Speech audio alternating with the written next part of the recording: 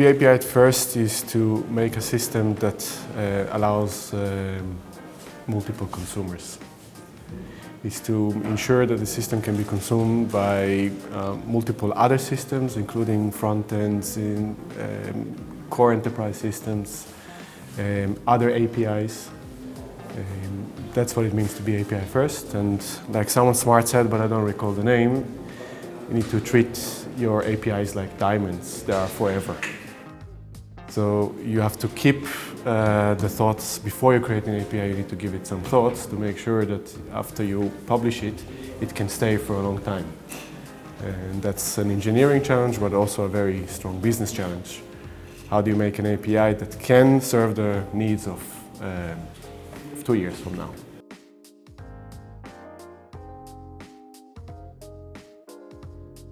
You break the possible use case into multiple sub endpoints.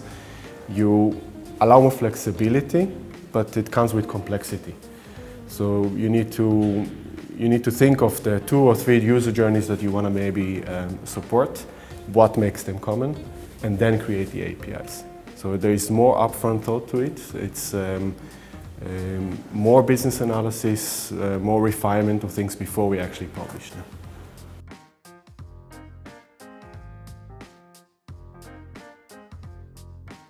It's the backbone of the system, and one of the first rules we learned is that we need to consume our own APIs.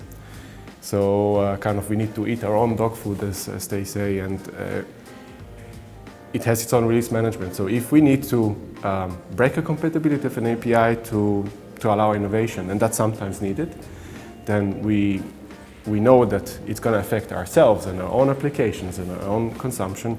Then it needs to be properly announced, properly maintained, and to offer a good way forward for the consumers, and not just remove the API and let them suffer.